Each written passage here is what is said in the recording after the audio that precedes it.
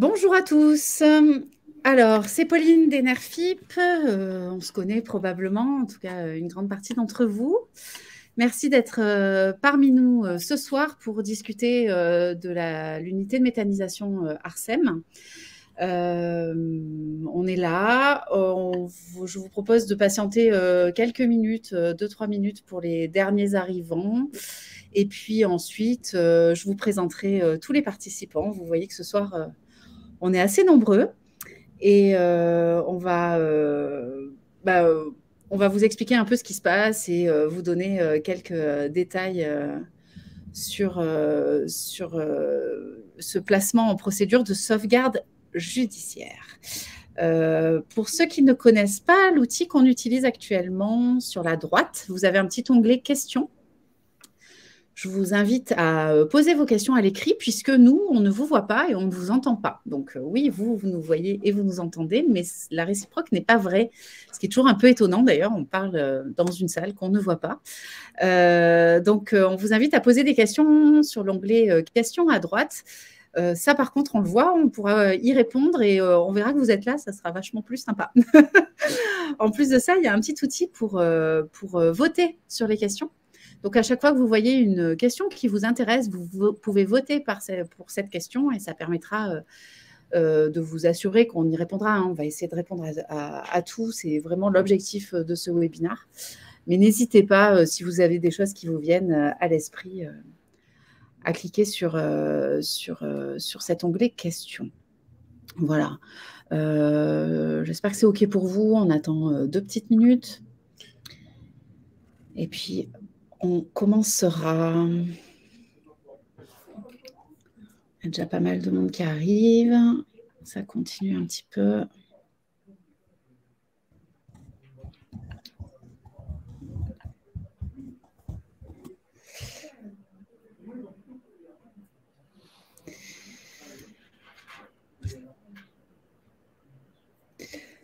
Alors, on va peut-être commencer.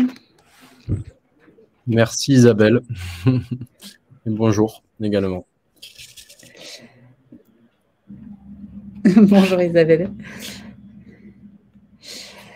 Alors, c'est super, ça fonctionne bien. On peut vous répondre en direct. Et sur la gauche, d'ailleurs, on peut voter pour valider cette question. Voilà. Ah ben voilà. En plus, on a le dernier intervenant qui arrive. Il était, il a eu un souci sur la route, donc c'est parfait. C'est super. On va vous présenter. On va vous présenter tout le monde. Guillaume, je te laisse prendre la parole pour accueillir tout le monde. Ouais. Les gens continuent à arriver et puis après, on présentera chacun. Ouais. Très rapidement, puisque les intervenants côté ARSEM et son écosystème sont tous arrivés. Donc, bonjour, moi c'est Guillaume de Enerfip. Je suis directeur général. Donc, l'idée de cette présentation, c'est de faire un état des lieux, tout simplement, de ce qui se passe et de tenir au courant les gens qui avaient investi ou les curieux donc sur ce projet et sur l'état un peu d'avancement de la procédure qui est en cours. Donc, parmi les intervenants, donc, Monsieur Pujol, qui est le président d'ARSEM. Donc, ARSEM étant... Vous voyez ici. Bonjour. Bonjour. Pujol. Donc, ARSEM, qui est la société qui porte le projet de méthanisation et qui était la société à laquelle vous avez prêté de l'argent en 2018. Ensuite, côté conseil, nous avons deux représentants de cabinet d'avocats et Madame Priva, qui représente le bureau d'études qui accompagne ARSEM depuis le début sur la phase de développement et maintenant la phase d'exploitation. Et nous avons côté énergie Pauline qui s'occupera de trier les questions et que tout le monde puisse avoir une réponse à la question qu'il a posée. Et Eliud, qui est analyste financier et qui a un parcours sur lequel il a vu pas mal de procédures de ce style dans son ancienne vie professionnelle. Voilà, donc il y aura voilà, Eliud. La voie technique de cet événement particulier. Et Maître De Giovanni, qui est le conseil pour la sauvegarde, qui est ici aussi. Bonsoir à toutes et à tous. Et Maître Navarro, qui est le conseil juridique aussi d'Arsem, qui est là, caché. Voilà. Bonsoir. Bonsoir. Parfait. Donc, voilà. Tout le monde est là. Donc, vous voyez, il y a quand même pas mal de gens, des spécialistes de la procédure de sauvegarde, des gens qui connaissent évidemment très bien le projet Arsem, d'autres techniques pour vous expliquer quels sont les tenants et les aboutissants de tout ça. Et donc, l'objectif, c'est qu'on vous explique, qu'on vous rappelle en quelques mots assez rapides qu'est-ce que c'est que cette unité de méthanisation, d'où elle vient, pourquoi elle est là, qu'on vous explique ensuite pourquoi il y a une procédure de sauvegarde. Qu'est-ce que c'est qu'une procédure de sauvegarde? On va peut-être commencer par là parce que tout le monde n'est pas juriste. Vous expliquer pourquoi et ensuite quelles sont les prochaines étapes et qu'est-ce qui va se passer. Voilà, c'est vraiment l'objectif de la soirée. Le but du jeu, c'est que ça dure 1 heure, pas plus. Je pense qu'au-delà d'1 heure, ça serait un peu long. Enfin bon, si vous avez des questions, on prendra le temps. Et encore une fois, sur la droite, vous avez l'onglet questions. N'hésitez pas à poser vos questions, à voter pour les faire remonter. Moi, je vais me taire, je vais faire un peu l'arbitre, mais je vais surtout lire les questions et poser les questions au fil de l'eau. Et puis, toutes celles auxquelles on ne répond pas au fil de l'eau parce qu'elles ne sont pas tout à fait dans le sujet actuel, on répondra à la fin, ne vous inquiétez pas. Voilà. C'est OK? On y va? Allez, on y va. Voilà, donc je reprends rapidement la parole, mais je vais très vite la laisser. L'idée était un peu de recontextualiser le projet. Et donc, M. Pujol est le plus à même de pouvoir déjà décrypter un peu les origines et puis la vie du projet. Donc, oui, je vais essayer de faire court. Le projet est né il y a un peu plus de 10 ans. On a vu une réalité d'un gisement qui est pour la valeur méthanogène connue et reconnue, c'est-à-dire du maïs. Et ce gisement, nous avons une obligation de le détruire. C'est des mâles de maïs semence. L'origine, c'est la production de maïs semence. C'est une obligation de détruire la génétique mâle pour ne pas la laisser au champ, laisser simplement la génétique femelle qui, elle, produit les futures semences que produiront les agriculteurs qui feront des maïs pour la consommation, pour l'élevage ou éventuellement pour l'alimentaire, parce que ça existe également. Il y a divers créneaux. Et on laissait au champ cette partie de mâle, ça représentait des surfaces importantes et des volumes importants. Et nous avons monté un outil qui nous permettait de les récolter. Et on s'est rendu compte qu'il y avait une réalité de volume, de variété de tonnage, que l'utilisation auprès des éleveurs, elle était minime, et est née dans les fin des années 2000. Donc, l'idée de créer une unité de méthanisation pour utiliser l'ensemble de cette matière. Compte tenu d'un élément qui est non négligeable non plus, mais je crois que je l'ai dit au préalable, c'est que la valeur méthanogène de ce produit est réelle. Et dernièrement, et deuxièmement ou troisièmement, que ce produit ne vient pas concurrencer l'alimentation humaine ni l'alimentation animale. Voilà donc étude de faisabilité et puis une réalité possible, une réalité donc, et nous avons fait une étude de faisabilité par un bureau d'études, et puis a émergé et est né ce projet pour être une réalité aujourd'hui. Voilà l'origine de ce projet, et nous avons en même temps, parce qu'il ne faut pas que je l'oublie, décidé d'en faire un projet de territoire dont sont au capital de ce projet 57 exploitations du département de l'Ariège, 85%, 10% de la Haute-Garonne et 5% l'autre. Et avec un partenariat de collectivités, donc de régies électriques, plus le bureau d'études qui nous accompagne à Tessin, et également le syndicat d'électrification de l'Ariège. Voilà ce que je pouvais rajouter. Et un accompagnement de l'ensemble des territoires au niveau des composantes économiques, mais également territorial, conseil général et conseil régional également, de façon nette et précise. Et pécuniairement, ça a été non négligeable pour la réalisation de ce projet. Ok, eh ben, c'est très clair. Merci pour ce rappel de ce projet dans lequel les gens ont investi. C'est super. Sophie, vous vouliez prendre le relais peut-être? Vous pourrez parler de la construction et de la montée en charge? Oui, donc la construction a pu démarrer fin 2020. Alors, ce n'était pas la meilleure période puisqu'il n'a échappé à personne que c'était la période Covid. Donc, le chantier a été un petit peu bousculé dans cette période-là. Néanmoins, il s'est passé de plutôt bonne manière. Et la fin de la construction est intervenue en février 2021 pour la construction des ouvrages proprement dits. Ensuite, c'est réaliser une étape de mise en service, donc de test des équipements. Et à partir du mois d'avril 2021, une étape de montée en charge de l'installation, c'est-à-dire que progressivement, on a amené de plus en plus de matière. Donc, il y a eu d'abord un ensemencement par de la matière qui était importée d'une autre unité de méthanisation pour avoir déjà une première biologie installée dans les ouvrages. Et on a apporté la matière fraîche, la matière d'entrée qui figure dans la recette, puisque au-delà de l'ensilage d'émail de maïs, on a aussi du lisier.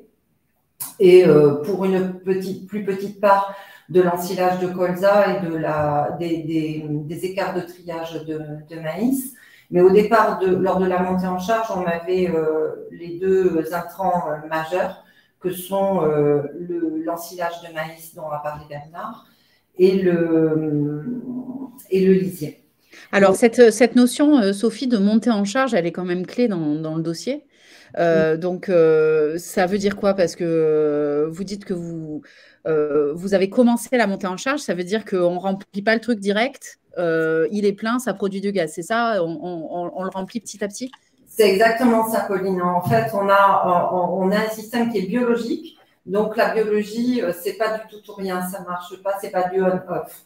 Donc, on va rentrer de la matière progressivement, laisser les bactéries commencer à s'installer, donc la flore bactérienne que l'on recherche, qui est une flore méthanogène, et on va progressivement caler le fonctionnement des ouvrages aussi. Parce qu'il y a toujours des recirculations, des apports d'eau à faire, des recirculations de digestas qui ressortent du processus de méthanisation. Donc, il y a un certain nombre de réglages à faire pendant toute cette phase de montée en charge qui se fait sous le pilotage du constructeur. Donc, c'est le constructeur qui pilote la montée en charge et qui organise l'atteinte de la capacité nominale. C'est lui qui éventuellement va aller chercher de la matière déjà riche dans la biologie que l'on recherche, avec les bactéries que l'on recherche, pour aller ensemencer en quelque sorte la matière qui est présente à l'intérieur des ouvrages. Donc cette montée en charge s'est faite plutôt normalement en fait et dans des conditions assez favorable. On a une qualité de la matière d'entrée de toute façon. Donc finalement, le constructeur a pu s'appuyer juste sur son ensemencement et l'introduction des matières qui étaient apportées par les agriculteurs. Et on avait du stock, donc il n'y a pas eu de problème de mise en charge. Et c'est une étape qui dure entre 3 et 4 mois. Donc voilà. Donc ça s'est étalé jusqu'en juillet-août 2021. On a atteint la capacité nominale en août 2021. Et malheureusement, ça n'a pas duré. Ça n'a duré que 2 semaines, puisqu'après, on commençait à se manifester des difficultés et qui nous amènent aujourd'hui là où nous en sommes. D'accord. En fait, au moment où on a atteint le nominal, donc pendant les 2 semaines, ça allait, et il y a eu un moment où la production de gaz n'a plus fonctionné, c'est ça, ou n'a plus été à la hauteur de ce qu'on souhaitait, ou alors ça, enfin, Oui, c'est ça. c'est passé quoi? Ça a été une panne ou qu'est-ce Alors, que... au départ, en fait, c'était des signes assez ténus, puisqu'on a atteint pendant 2 semaines la production nominale, et puis au bout de 2 semaines, la production se dégradait. Alors, on avait des problèmes mécaniques aussi, on avait des bouchages de pompes, des pièces d'usure qui s'usaient un peu prématurément, on avait des choses un peu curieuses qui se passaient. Mais sur un outil industriel, c'est toujours difficile de poser un diagnostic parce qu'on peut avoir un problème d'équipement, une pièce qui était dysfonctionnelle, qui n'était pas tout à fait conforme à ses spécifications techniques. Donc, au début, on a pensé que c'était des petites pannes qui étaient liées au réglage habituel sur une installation industrielle. Et donc, personne ne s'est vraiment inquiété, et à telle enseigne qu'on a prononcé la réception de l'ouvrage au mois d'octobre avec une prise d'effet en juillet 2021, considérant que les installations étaient arrivées à leur capacité et qu'il n'y avait pas de problème majeur à relever. Il y avait des réserves, bien sûr, sur plutôt des détails, pas des éléments relatifs au processus de méthanisation. Donc, on avait une production qui était entre 90 et 95% à ce moment-là de la charge, avec des petites pannes, des petites choses qui dysfonctionnaient. Ça a duré comme ça pendant quelques semaines, et puis les problèmes sont montés crescendo jusqu'à fin octobre. D'accord. Et donc, à ce moment-là, la production de gaz n'a pas été celle qui était escomptée, ce qui fait que la vente du gaz n'a pas été à la hauteur de ce qui était attendu, ce qui fait que les revenus ont été inférieurs à ce qui était attendu, ce qui nous entraîne dans cette fameuse procédure de sauvegarde. C'est ça? Oui. Alors, c'est ça, mais ça ne s'est pas déclenché tout de suite. En fait, ça a été un processus assez long, puisque entre fin 2021 et maintenant, il s'est passé une quinzaine de mois. Donc, ce qui s'est passé, c'est que au mois de novembre, 2021, le système s'est complètement bloqué. Et là,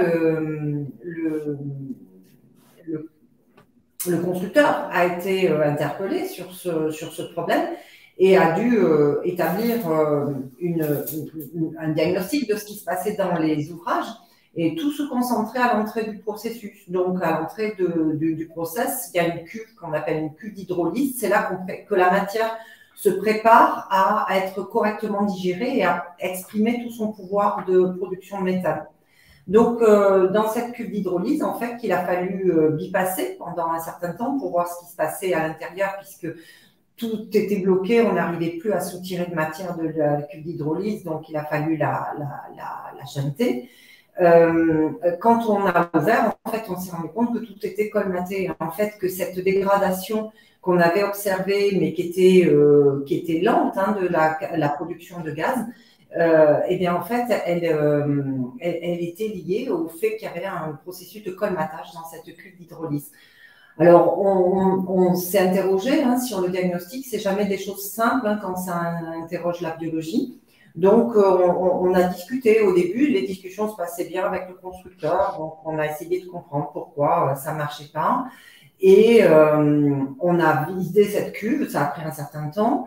Et ensuite, en début d'année 2022, on est reparti sur une nouvelle phase de remontée en charge pour voir comment ça se passait, en changeant un petit peu des paramétrages, quelques réglages, toujours sous le pilotage du constructeur. Et puis là, en avril 2022, on n'a pas eu de chance, on a eu la casse d'un organe d'agitation dans cette cuve, qui est un agitateur qui est censé casser une croûte qui peut se faire parce qu'il y a des matières qui viennent en flottaison dans cette cuve. Et puis cet agitateur s'est cassé. Et on n'a pas de hublot de vision dans la cuve, donc quand la cuve est fermée, on ne sait pas vraiment ce qui se passe en fait. Et quand l'agitateur s'est cassé, il a fallu à nouveau interrompre l'hydrolyse, reshunter la cuve. Heureusement, on n'arrête pas toute l'usine, donc on tombe pas à zéro, on continue à produire du gaz, mais en quantité bien moins importante que lorsqu'on peut passer par l'hydrolyse.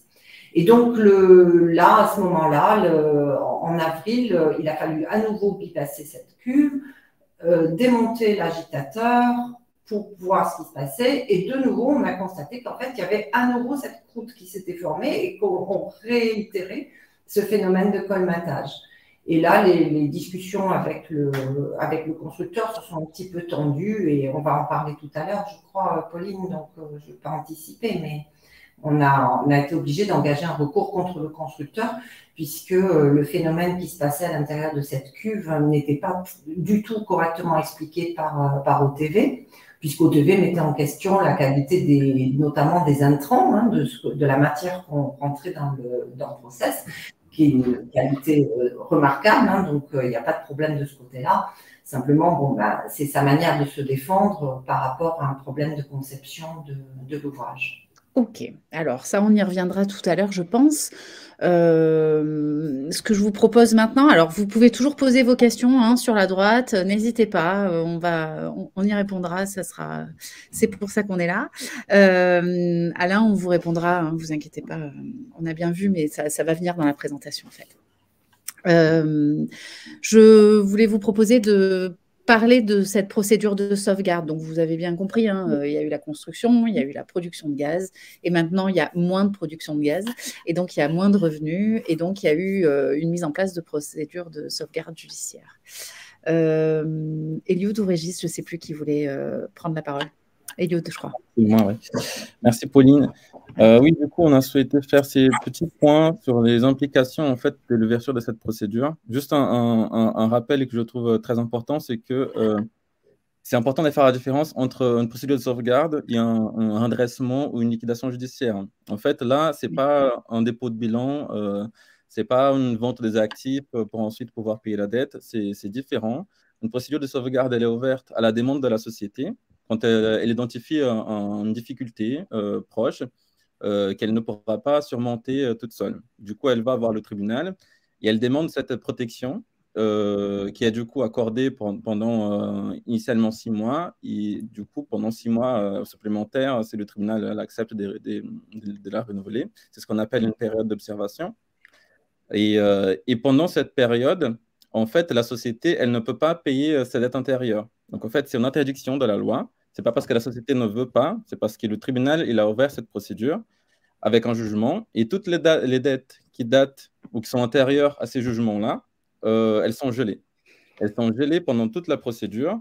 Et c'est pendant cette procédure qu'on va du coup envisager le remboursement de cette dette via un plan d'appurement, ce qu'on appelle un plan de sauvegarde. Et qui aura du coup ses caractéristiques propres et qui du coup sera discuté entre les créanciers via le mandataire judiciaire, qui est l'organe de la procédure que représentent les créanciers. Donc la société, elle va préparer un plan de remboursement avec le mandataire judiciaire. Elle va circulariser ces plans et ensuite le tribunal va l'adopter ou pas selon les dispositions légales. Donc là, si la société ne paye pas, ce n'est pas parce qu'elle ne veut pas, c'est parce qu'elle ne peut pas. C'est interdit par la loi. Ok, merci. C'est beaucoup plus clair, je pense. C'était important de différencier tout ça. Donc, c'est en attente d'une restructuration, en fait, pour pouvoir ensuite payer la dette après la sortie de la procédure de sauvegarde judiciaire. Et juste un petit point pour ajouter, Pauline, c'est important aussi de souligner que pendant cette procédure, le dirigeant il n'est pas dessaisi. Donc, ce n'est pas l'administrateur judiciaire ou quelqu'un d'autre qui va venir gérer la boîte. Le dirigeant reste en place, l'activité elle se poursuit, toutes les factures postérieures doivent être payées. Et donc, en fait, il n'y a pas de changement majeur dans la gestion de la société à ce niveau-là. Est-ce que Régis voulait ajouter quelque chose? Oui, alors je ne peux que confirmer ce qui vient de vous être exposé très clairement. Peut-être juste les dates. Hein. Donc, l'ouverture de la procédure de sauvegarde est intervenue le 22 septembre 2022. Donc, comme on vient de vous l'expliquer, pour une première période de 6 mois, et par un nouveau jugement qui a été rendu le 27 mars dernier, le tribunal de commerce a renouvelé la période d'observation pour une nouvelle période de 6 mois, avec une petite particularité, c'est qu'il est allé un petit peu au-delà de ce fameux délai de 6 mois, mais c'est anecdotique, ce qui signifie que la deuxième période d'observation se terminera le 2 octobre prochain. C'est ce qui est spécifié dans le jugement. Et c'est donc on sortira de la procédure de sauvegarde au plus tard le 2 octobre prochain. Alors, théoriquement, on peut en sortir aussi un peu avant, mais ça ne sera sans doute pas le cas. Et comme on vient de vous l'expliquer, le temps qui nous reste va être utilisé, mis à profit pour préparer un plan de remboursement, de paiement de tout ce qui doit être payé. Donc, ce qui est très important, effectivement, de ne surtout pas confondre sauvegarde, qui est un outil de bonne gestion, hein, qui est offert aux chefs d'entreprise, qui doit être mis en œuvre quand on est face à des difficultés, mais que nous ne sommes pas en état de cessation des paiements. Hein. Ce qui est important de souligner, c'est que la société Arsem n'a jamais été en état de cessation des paiements. C'est-à-dire l'état de cessation des paiements, c'est l'impossibilité avec son actif de faire face à son passif. Donc ça, ce n'est jamais arrivé. Et à compter du 2 octobre, la société, selon notre jargon, hein, va redevenir in bonis. Donc elle va sortir de cette sauvegarde avec un plan de remboursement, un plan d'échelonnement des sommes qui sont dues. Et j'en aurais terminé, effectivement, malheureusement, provisoirement, hein, pendant cette période-là d'observation, il est absolument interdit de payer toutes les dettes antérieures, et ce qui vient de vous être dit, est sous peine de sanctions pénales. Donc c'est vraiment important de le rappeler, sanctions pénales à l'égard non seulement du dirigeant, mais également à l'égard de celui qui recevrait le paiement. Donc c'est vraiment juridiquement impossible, et c'est la loi qui l'impose. Et Gabriel, merci Régis, ça explique vraiment bien, mais ça explique aussi pourquoi vous n'avez pas été informé avant. Parce qu'en fait, jusqu'à présent, l'échéance du 16 avril aurait dû être honorée. Et ce n'est qu'au moment du renouvellement de ces 6 mois de sauvegarde qu'on a su que ça ne serait pas renouvelé et qu'on vous a informé, en fait. Voilà. Donc, c'est vraiment… il y avait cette date qu'on attend, qui était… voilà, nous, on nous a… C'est important de voir qu'il y avait une date de renouvellement. Si ça n'avait pas été renouvelé, voilà, les choses auraient été probablement différentes. Et le propos de Régis vient répondre finalement à Alain. Hein. Donc, effectivement, les échéances, elles sont bloquées. Celle du 16 avril, a fortiori. Pour les échéances au-delà de 2022, eh bien, cela dépendra en fait du plan de sauvegarde qui est mis en place. Voilà. Donc, quand on aura plus d'informations à donner sur la nomenclature du plan de sauvegarde, on pourra envisager de nouvelles dates d'échéance. Et vous serez informé dès que ce sera sûr, quoi. Dès que les décisions sont prises, vous serez informé par email. Voilà. Il y a beaucoup d'autres questions, notamment Alain, Gabriel, Corentin. Normalement, on devrait y répondre à la suite de la présentation. Si on n'y répond pas, n'hésitez pas à le signifier et puis on y reviendra à la toute fin de la présentation. Ouais. Juste peut-être, on peut dire pourquoi le prolongement de 6 mois a eu lieu. Là, il y a Gabriel qui nous demande ça. Je pense que c'est encore le sujet. Peut-être, alors pour répondre à cette question de manière un peu plus générale, pour expliquer un peu la stratégie, hein, l'objectif de la procédure de sauvegarde, ça a été donc de protéger la structure, de lui offrir un ballon d'oxygène pour lui laisser le temps, à l'usine de régler tous ses problèmes techniques et ainsi de retrouver la production maximale que nous garantit d'ailleurs le constructeur, hein, qui s'appelle OTV. Et c'est en bonne voie. Tout ça est également suivi dans le cadre d'une autre procédure avec un expert judiciaire. Et tout ça va être fait de telle manière à ce que l'on puisse sortir de la sauvegarde et que concomitamment, on arrive à revenir à 100% de nos productions et ainsi pouvoir répondre à tous les engagements. Il n'y a pas d'inquiétude. Les décisions ont été prises quand il le fallait. Les décisions de gestion ont été prises quand il le fallait. C'est un projet extrêmement important pour le département. Il est soutenu par tout le monde. Voilà, c'est un passage là, effectivement, provisoire qui peut être contraignant, agaçant, on peut le concevoir, mais tout va se rétablir dans les délais qu'on vient de vous donner.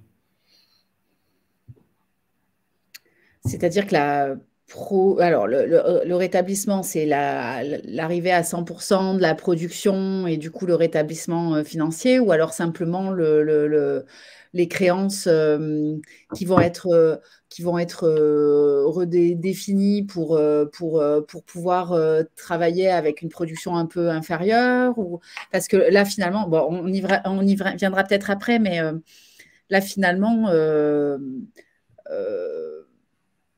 il y a des données techniques, il y a des attentes techniques, c'est ça, Sophie. Donc, on a compris, Régis, qu'il y avait une procédure parallèle avec OTV. Donc, OTV, c'est le constructeur, c'est une filiale de Veolia, c'est ça, hein, ouais, donc c'est quand même un constructeur important. Et donc, il y a une procédure en parallèle.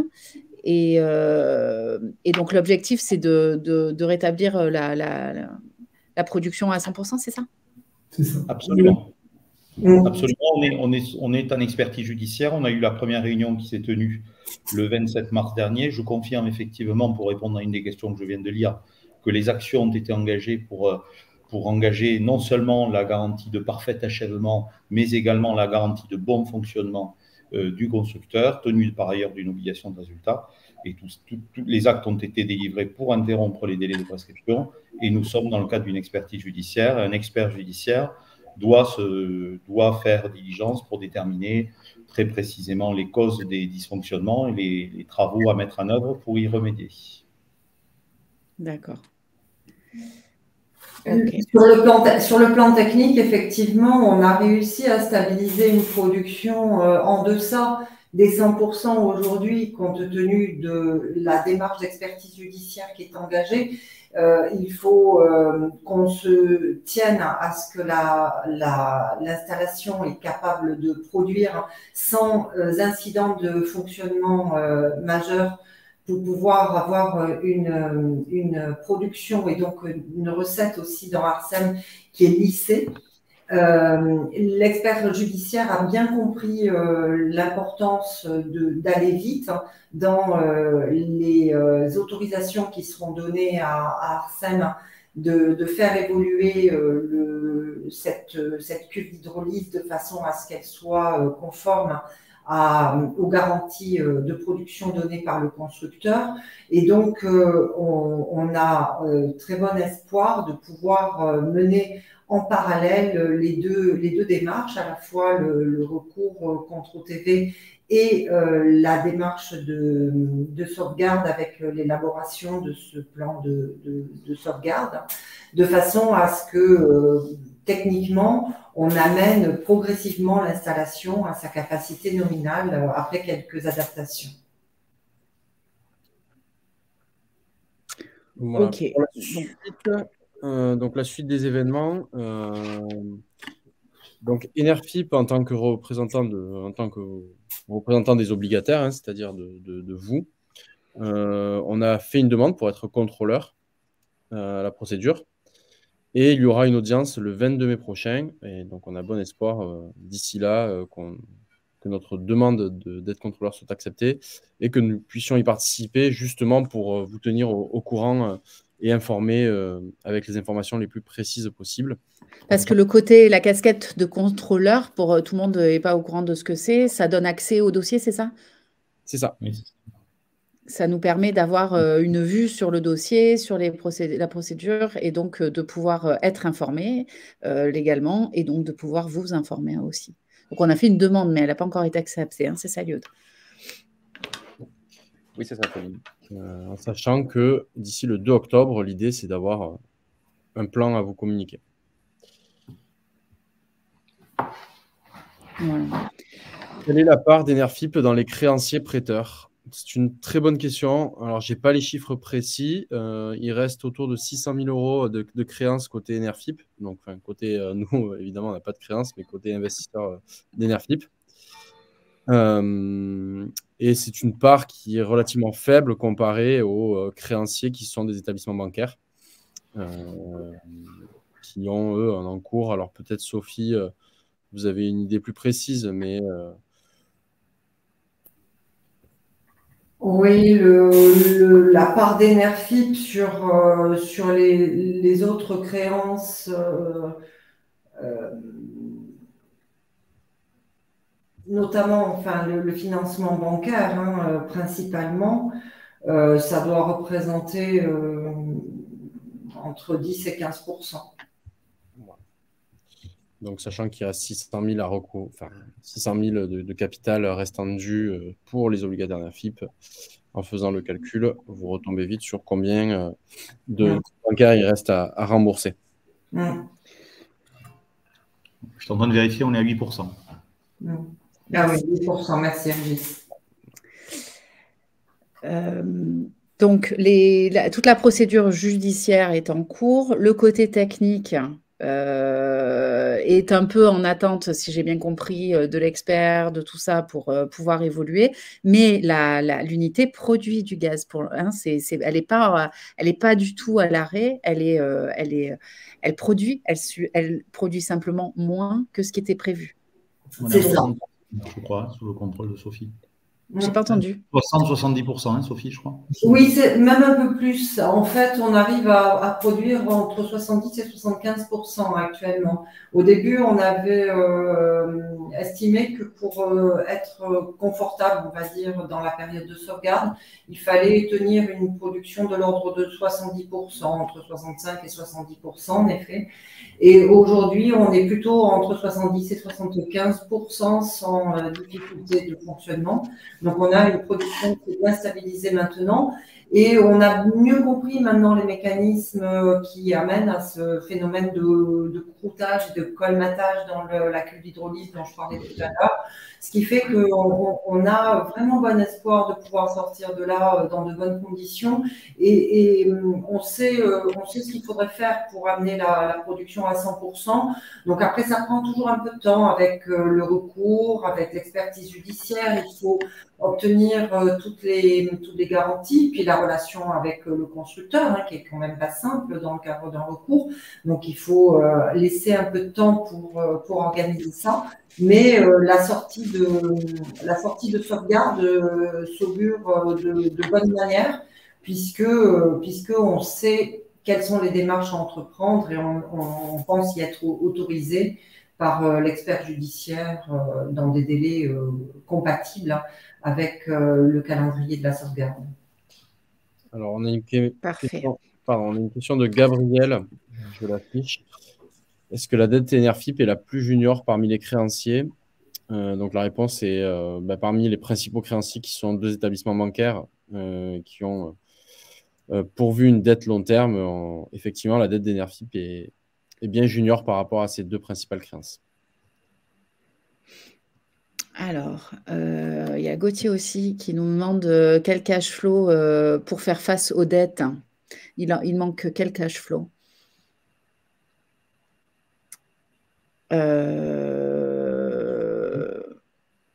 Est-ce que c'est Sophie qui peut répondre à ça?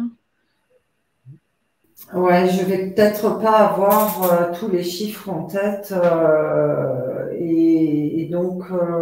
Vous pouvez, hein, on n'est pas obligé de tout savoir par cœur. Ouais, je risque de dire des bêtises, donc je préfère ne pas nous donner de chiffres. Okay. Le comptable serait là, il pourrait certainement répondre plus facilement que moi à cette question. Ça marche. Bon, désolé Gauthier. On va essayer. On pourra peut-être faire parvenir la réponse. Ouais. On peut noter la question. Oui, volontiers. Ouais, j'essaierai de vous l'envoyer par mail d'ici la fin de la semaine. Ça serait pas mal. Ok. Écoutez, je pense qu'on a répondu à peu près toutes les questions. Si vous envoyez d'autres, n'hésitez pas à les écrire. J'espère que ça vous a expliqué ce qui se passait. Donc, en résumé, L'unité de méthanisation est bien construite. Elle produit juste pas suffisamment de gaz par rapport à ce qui était prévu. Pour le moment, les créances sont en pause pendant 6 mois renouvelables, donc 1 an. Le temps de restructurer tout ça et de trouver des solutions pérennes pour le remboursement. Et donc, nous, en tant que représentants des obligataires, on vous fera parvenir les informations quand on les aura. Et quand elles seront sûres, c'est-à-dire qu'on ne va pas vous dire « Oh, peut-être ça va être ça et peut-être on va faire ci ou on va faire ça ». On va essayer de vous donner des éléments concrets et fiables. Donc, on vous tiendra informé le plus vite possible à chaque fois qu'on a une information concrète. Ça passera par les mails et ça passera aussi par la rubrique actualité de la page projet, mais principalement par les mails. Vous connaissez Nerfip, vous savez qu'on est joignable et disponible par téléphone aussi, donc n'hésitez pas à nous appeler. Il y a Valérie, il y a Maëva, il y a Nawel maintenant que vous ne connaissez peut-être pas encore, et puis il y a moi. On vous répondra avec plaisir avec les données qu'on a, parce qu'on ne vous inventera pas des trucs, hein, on vous dira ce qu'il est et on vous dira je ne sais pas quand on ne saura pas. Voilà. Ce replay sera visible par mail, sera accessible dès demain. Je pense que vous le recevrez, en ayant participé, vous le recevrez par mail ce soir d'ailleurs. Une dernière question de Francis. Oui, Francis. Je l'affiche. Donc, avec une production de 75% et un étalement de la dette, est-ce que ça peut passer d'ici le 2 octobre? Et bien là, comme ça rejoint un peu le propos de Pauline, pour l'instant, on ne peut pas répondre oui ou non de manière ferme à cette question. Il y a des éléments à finaliser, il y a un état du passif à faire. Mais voilà, c'est vraiment… On espère.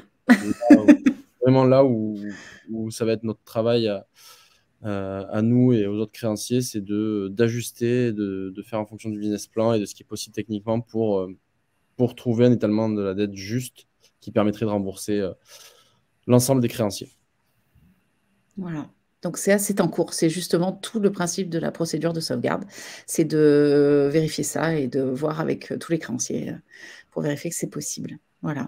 Une personne disait qu'à 75%, c'était viable, non? Non, je crois pas. Oui, c'est Sophie? À 75%, non. La viabilité, elle n'est atteinte que pendant la période de sauvegarde où les dettes sont gelées. Dès qu'on sortira de la période de sauvegarde, à la période d'observation, il faut impérativement remonter en production, sinon on ne peut pas faire face à l'appurement du passif. Voilà, bah écoutez, je pense que c'est bon. On vous remercie beaucoup. On espère que ça vous a éclairé, que ça vous a aidé à comprendre. Merci pour votre participation, parce que c'est toujours bien d'avoir des questions et de voir quels sont les sujets les plus importants. Et puis, bah, n'hésitez pas à nous contacter si vous en avez d'autres. Et puis, on vous tient au courant. Voilà, promis. Merci à tous. Oui, pardon, vas-y. Non, je disais notamment avec la prochaine échéance, le 22 mai, où on espère pouvoir fournir plus d'informations précises sur la suite. Ouais, alors le mail ne partira pas le 22 mai, l'information. Hein. Il faut nous laisser le temps de traiter les infos, de les faire. Parce que j'ai eu le cas l'autre jour. Voilà, on vous enverra le mail dans la semaine qui suit, quoi, le temps qu'on ait tout, que ce soit tout bien remonté et qu'on traduise, parce que le jargon judiciaire, c'est bien sympa, mais ce n'est pas accessible à tout le monde. Donc, on essaie de vous rendre, enfin, vous l'avez vu, on essaie de vous rendre les choses accessibles. Voilà. En tout cas, merci Régis, merci Monsieur Pujol, merci Sophie, merci Eliud pour votre aide et pour vos éclairages. Ça a été bien clair. Voilà. Merci. À bientôt et bonne soirée. Merci, au revoir. Merci, au revoir.